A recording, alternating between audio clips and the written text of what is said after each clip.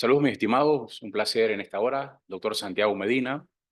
Para mí es un gusto darles a conocer mi ponencia en este encuentro de divulgación científica, gracias a la TAM y a la Revista Latinoamericana de Ciencias Sociales y Humanidades. En esta hora me gustaría darles a conocer la ponencia titulada Neurociencia y el aprendizaje significativo en la educación superior, sobre todo estrategias para potenciar el rendimiento académico. Así que iniciamos. Es importante tener en consideración la forma, vamos a decir, directa o la forma profunda en que los docentes hoy en día enseñan y sobre todo cómo los docentes evaluamos esas capacidades o habilidades de aprendizaje de nuestros alumnos. Hoy en día nos vamos a fundamentar un tema que varios años ha sido discutido y sobre todo la neurociencia tratará de fundamentarse en la comprensión del funcionamiento del cerebro y sobre todo las emociones para un proceso pedagógico. Es decir, la forma en que nuestros estudiantes piensan, aprenden, actúan. Vamos a irnos de la psicopedagogía, procesos andragógicos y sobre todo la didáctica de la actualidad. Una finalidad importante es que hay que proporcionar herramientas distintas a las que años anteriores implementamos o damos a conocer. Estas herramientas deben de ayudar a un proceso pragmático de aprendizaje, una forma diferente de enseñar para que nuestros estudiantes aprendan de esa forma. Sobre todo teniendo en cuenta que las emociones influyen hoy en día en una toma de decisiones, desde una carrera en que se quiere tomar, o realmente si estoy en un programa correcto, si mis estudiantes me dicen, me equivoqué de carrera y voy a desertar o voy a trasladarme. Entonces, esto va a involucrar la incorporación de una serie de actividades extracurriculares y sobre todo que puedan llevar a cabo un estudio universitario en la sección planificación académica de estudios. Por lo tanto, mi investigación se ha abordado un objetivo de análisis, sobre todo en el impacto que tiene la neurociencia, la neuroeducación y el aprendizaje significativo dentro de la educación superior, es donde me he centrado directamente en este espacio. Sobre todo, como he mencionado en varios artículos, estoy enfocando en tiempo real a universidades particulares de Panamá, tanto rectores, vicerrectores, coordinadores, directores, docentes de universidades particulares, universidades oficiales, que me han permitido tener esta interacción para poder entender sobre los diferentes métodos y sobre estos escenarios. Esta investigación conlleva un enfoque cualitativo con un diseño bibliográfico, si bien es cierto, es tipo documental, sobre todo los motores de búsqueda que son muy importantes actuales, me han parecido de verdad muy beneficiosos, Redilat, Cielo, Padlet, entre otros, como los vemos en pantalla, y también algunos descriptores empleadores que nos llevan a cabo un aprendizaje significativo, sobre todo la neurociencia, el rendimiento académico, entre otros aspectos que se consideran importantes. La neurociencia y el aprendizaje significativo en educación superior, recordemos que hay que estudiar, hay que analizar los diferentes comportamientos de nuestros estudiantes, y no solo como autoridades de centros universitarios, sino como docentes. Tenemos ese papel fundamental, no dejar pasar por alto un aprendizaje significativo. Así que hay que estudiar el sistema nervioso, el cerebro, cómo actúa, cómo pensamos, la conducta, y hoy en día estamos hablando de temas de inclusión y yo podría o me atrevo a decir de que tenemos estudiantes que quizás no den a conocer trastornos mentales, algún tipo de déficit. Así que es muy importante que conozcamos la forma de entender, la forma de comprender, y esto tendrá como finalidad comprender ese funcionamiento del sistema nervioso para generar y regular las emociones y sobre todo los pensamientos y conductas y funciones corporales físicas. Recordemos que hoy en día como docentes, aquellos que están en una modalidad virtual, las emociones, la forma, el habla, las manos, la dinámica, las mímicas. Con las manos podemos expresar muchas cosas, igual que nuestros estudiantes nos pueden expresar muchas cosas de aprendizaje, la retención, la barrera y sobre todo el no querer acoplarse a un proceso básico de aprendizaje y demás. Por lo tanto, esto hace posible potenciar la manera significativa en que se obtiene un rendimiento académico y sobre todo cómo nuestros estudiantes están obviamente desarrollando sus capacidades dentro de un entorno educativo. Por lo tanto, hay una relación entre la emoción y la cognición. Estudiar un poco la ciencia, la gestión cognitiva, la metacognitiva, sobre todo la mente, la relación, la percepción, el entendimiento y llevar a cabo un pensamiento crítico, un pensamiento oportuno, y todo estará basado en la emoción. ¿A qué voy con esto? En que la emoción es un fenómeno multidimensional que abarca componentes subjetivos, cognitivos, filosóficos, expresivos y motivadores.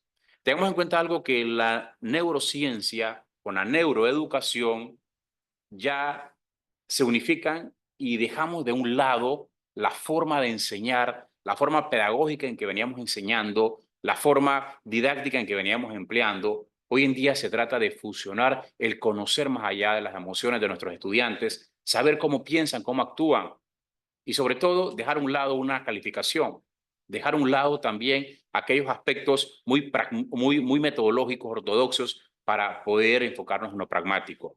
Así que, ¿cómo nosotros motivamos el cerebro? ¿Cómo nosotros inculcamos a un estudiante a que pueda incluir en una actividad? ¿O cómo lo podemos llevar a cabo un proceso de inserción en actividades colaborativas? Si bien es cierto, después de la pandemia, el tema educativo cambió su entorno. ¿A qué voy con esto? ¿A qué me refiero? En que las instituciones llevaron a cabo procesos de clases online donde no hay mucha interacción física con el estudiante y docente, pero a través de las herramientas, como hemos visto en varios artículos, herramientas tecnológicas, proyectos ágiles, podemos integrar, podemos llevar a cabo esa motivación de nuestros estudiantes y sobre todo entender el proceso y la expresión en que ellos se relacionan entre sí. Las emociones se encuentran relacionadas con un proceso cognitivo debido a que algunos de ellos se derivan de una reacción emocional. Es importante cuando un estudiante entra a un aula de clases o entra a una carrera, puede ser que entre de una emoción, no existe una convicción. Y muchas veces encontramos que el estudiante se retira y esto obviamente lleva a una deserción universitaria. Sí, afecta a las instituciones de educación superior, pero ¿qué estamos haciendo los departamentos de coordinación de bienestar estudiantil, departamento de psicología? Tienen un papel muy importante, pero no solo ellos, sino que el enfoque y la integración del docente con la universidad en educación superior para crear motores y estrategias de aprendizaje. Por lo tanto, el pensamiento cognitivo será necesario para generar respuestas emocionales. Estas modulan y guían la cognición que permiten respuestas adaptativas.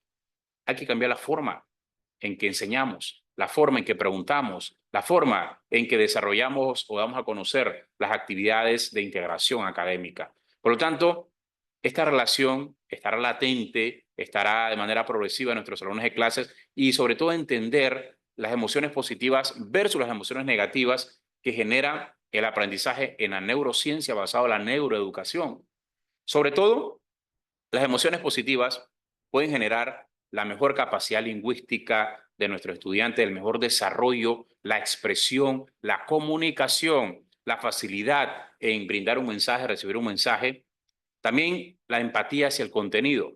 Si bien es cierto, el tema de la lectura es uno de los temas que ha costado a muchos estudiantes que lean, pero con ayuda de la inteligencia artificial podemos generar audios a través de podcasts para que el tipo de aprendizaje sea diferente y nuestro cerebro o el cerebro de nuestros estudiantes lo pueda digerir mejor. Entonces es bueno ver este tipo de herramienta, sobre todo las relaciones que se pueden desarrollar a través del estudio de la neurociencia en educación, las relaciones interpersonales, la forma de compartir entre estudiante y docente y comunidad universitaria y sobre todo incrementa en el sentido de responsabilidad, es decir, cuando entendemos reacciones, cuando conocemos, cuando nuestras actividades pedagógicas y didácticas están basadas a un estudio profundo y también hay que analizar el target de nuestros estudiantes, de dónde vienen, de qué sector vienen, cuáles son sus carreras afines, qué estudian y sobre todo cuáles son las metas de corto, mediano y largo plazo. Y esto obviamente les va a permitir a ellos tener un enfoque central en cada una de sus metas antes mencionadas. Como todo no es bueno, la neurociencia en muchos casos puede generar emociones negativas, como generan conducta a la evitación, es decir, cuando colocamos casos de estudio, cuando tratamos de acercarlo al estudiante con un tipo de actividad, evita muchas veces la integración, la comunicación, muy cortantes, no son expresivos, primero por el temor, primero por el rechazo, o segundo por el temor de estar equivocado a decir algo. Entonces, como docentes, tendremos esto muy en cuenta para poder conocer más a fondo este tipo de emociones, hay desmotivación. Nuestros estudiantes muestran a medida de desmotivación cuando obtienen una calificación no esperada, cuando en muchos de los casos no alcanzan un puntaje deseado o no desarrollaron una asignación de la forma en que ellos esperaron. Entonces habrá desmotivación. Pero aquí estamos los docentes para brindar un feedback, una mejora continua y sobre todo no decirle te quedaste con esta calificación o simplemente aquí fue donde tú cerraste. Entonces habrá que ver este punto, desplaza las emociones positivas y impactar negativamente en la forma en que aprenden. También se entiende y enfrentan entornos educativos y es lo que vemos nosotros hoy en día y más que todo los sistemas online, las modalidades online para poder determinar estas acciones.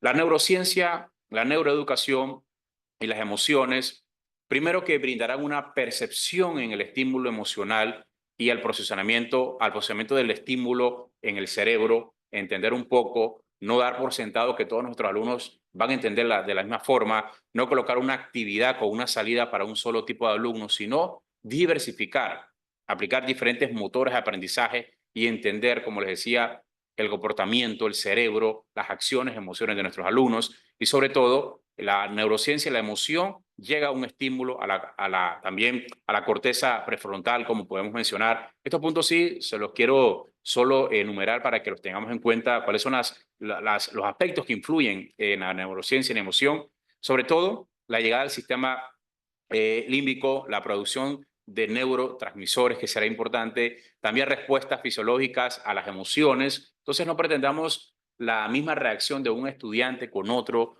cuando todos actúan de forma diferente. Como bien decía, vamos a encontrar aspectos en los procesos de enseñanza, estudiantes con trastornos mentales, con déficit de aprendizaje, pero para esto los docentes debemos de estar muy preparados. Las universidades o los centros educativos de nivel superior ya han implementado planes pilotos para preparar a docentes en estos temas de inclusión y sobre todo que entiendan aspectos generales con la neurociencia y la neuroeducación y educación superior.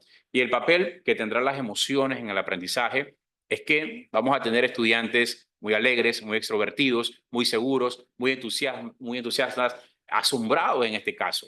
Esto puede favorecer mucho el aprendizaje y nos va a facilitar el aprendizaje cuando existe una motivación.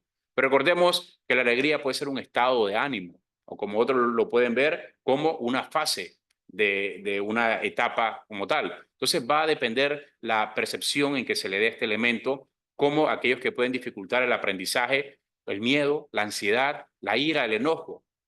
El enojo está muy latente, el miedo en muchos casos o la ansiedad cuando se dejan muchas asignaciones didácticas, los estudiantes no pueden corresponder a ellas, así que serán unos elementos importantes. Y también el aprendizaje del cerebro a través de estos aportes que nos brinda la neurociencia en el ámbito de neuroeducación universitario, está basado en el cerebro, entender más allá, saber los diferentes tipos de aprendizaje o los diferentes tipos de emociones, la importancia de la emoción y el aprendizaje en una aula de clases, importancia del sueño del aprendizaje y también el aprendizaje a lo largo de toda la vida, a lo largo de toda la carrera será muy importante. Por lo tanto, algunos aspectos relevantes que quisiera darles a conocer es que la neurociencia sí nos permite diseñar estrategias basadas a la neuroeducación, basadas a la neuroinnovación y sobre todo a la neurodidáctica, que también lo podemos ver en otro capítulo, ya que si como docentes implementamos diferentes estrategias como las que estamos haciendo hoy en día, vamos a tener estudiantes con alto rendimiento, y con eso no refiero a una nota académica, sino estudiantes que estén preparados para presentar el desafío con altas competencias y sobre todo tener en cuenta que la neurociencia en educación superior debe de promover una concentración, una gestión de emociones y una autorregulación del aprendizaje que lleve de conllevar a un proceso cognitivo actual.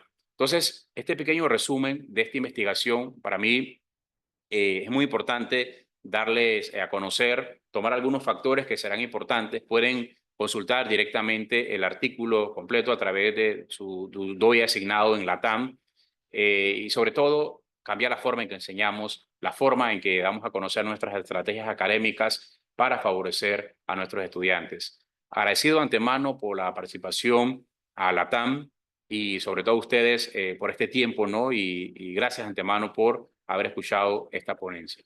Saludos.